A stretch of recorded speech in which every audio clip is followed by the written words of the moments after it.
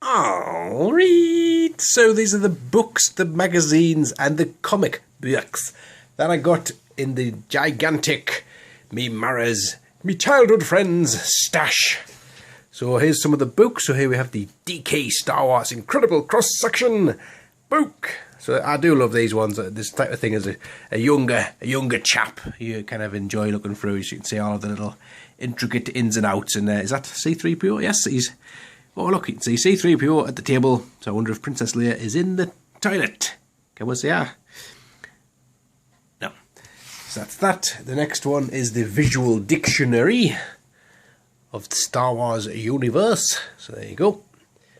And I like the Stormtrooper all kind of like thinking he's Vanilla Ice or something. Not Vanilla Ice, Eminem. Vanilla Ice?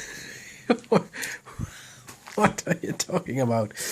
We have the Star Wars magazine, so this totally doesn't go with the, I'm showing you the books first. And there's quite a few in there. So probably, I'll tell you what, I'll open them up in a minute.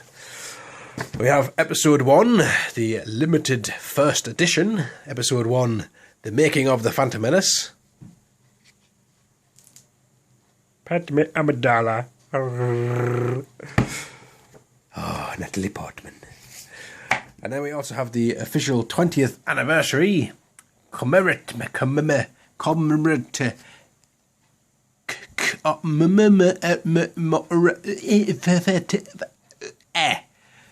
Sylvania bookazine thing with thought that was a flock of seagulls there, but it's stormtroopers on a blue screen.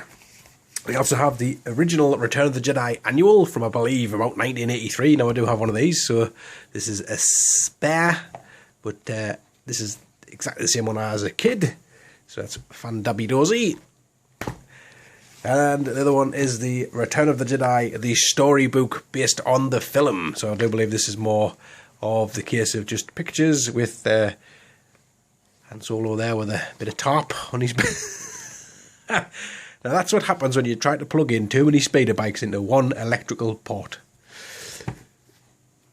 And finally we have the Batman 1983 official annual. So that's pretty awesome. Look at this. I thought he was grabbing his bum. No, he's pinching his keys, that's fine. You should never try and read a comic book through the screen of a camera.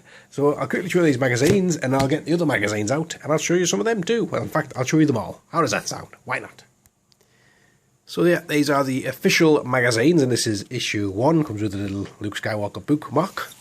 And issue 2, Princess Leia, and that comes with a C-3PO bookmark. And issue 3 comes with a Han Solo bookmark. I'm assuming that the people who give you these magazines assumed that back in 1996, everybody would be reading books for the rest of their lives. So that's those. So, lovely big magazines here. These are the UK Marvel magazines. Now, these were the type of stuff that I used to get readily available around these areas. And this is the superheroes. Cost 8p back in the day. And then this one, which I always love the adverts on these things. Close Encounters of the Third Kind. Available now for 60p.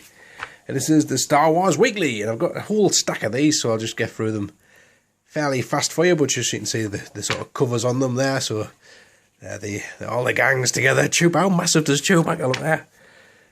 Luke Skywalker fighting Darth Vader with a red lightsaber there. Luke, that's a bit naughty, isn't it? And look at this, man. Fantastic art on these. Unbelievable. Like this must have been Power of the Force 2 Chewbacca. Look at him. I'll be back. Oh. Look at this. Whoa, look at the kid. Is that Bucky O'Hare? Flippin' heck. Captain Bucky O'Hare. Like I say, these aren't necessarily in exact order. They are in chronological order, but they're not every single issue. And surely that's a rip-off of the Fantastic Four. More such as Han Solo with a red lightsaber. And batteries just died, so we'll still carry on. Look at it. Wow, look at that. Marvel marches on. The death of Superman, whatever it's called, Supergirl, Tex Hex, C-3PO, stop playing with the carry bag, cat. Oh, look, that's actually got a movie picture on there. And it's cold and hot. I like the fact that they're kind of all wearing the episode 4 costumes and stuff. Whoa, it's pretty mad, isn't it? The Watcher. Who watches the Watcher? And I think that's the last one I've got. Yep. And I don't know who she is, but she's got a nice red robe. And then we're moving on to the X-Files magazines. Now there's like issue 1, 2 from 1996 and 3. No, 1 and 2. Ha! Silly boy. Right, and then we'll move on to this one, which was 95. So this was actually, this one's predated. I've done it wrong, but it has all of the additional stuff on there. So you've got the pin badge, or just badges as we knew them. Whatever this is, I'm going to assume it's a postcard. It's an X-Files postcard. This one has nothing. That one was the cheaped out on that one. Also nothing. This is like issue 2, 3, 4, 5, all the way through. This one has a book of unexplained free supplements. Not quite sure what it is. Dripping onto Mulder's shoulder. I will not ask, but I can always read the issue and see what all of the drooling dribbliness is. Oh, Scully. Like I say, I've got absolutely flipping millions of these. But they are very cool if you're into your X-Files. This one has the cards still attached. I always liked it when you got Beanos and things and you got like additional things for Nout. Well, not Nout, because that was, you were paying for that one. Yeah. And this one also has some free poster or something inside. More X-Files magazines, more X-Files magazines, more X-Files magazines, and then X-Files cards in sleeves. So some pretty awesome looking cards on there. I'm going to right on my nose. Excuse me, I've just had to wipe my nose on my sleeve. That's so... I can't remember. There you go. Look at this guy, man.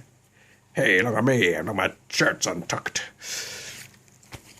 And all these pretty awesome looking cards. Again, I don't know if they have any value to them, but they definitely look pretty cool, like, and it's a nice set. And then finishing with the X-Files stuff, we have X-Files actual proper American style comics too from Topps.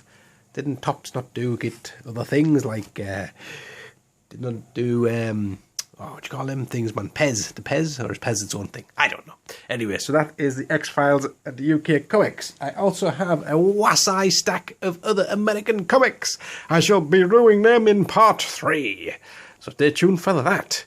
Catch us all later on. Ta-ra.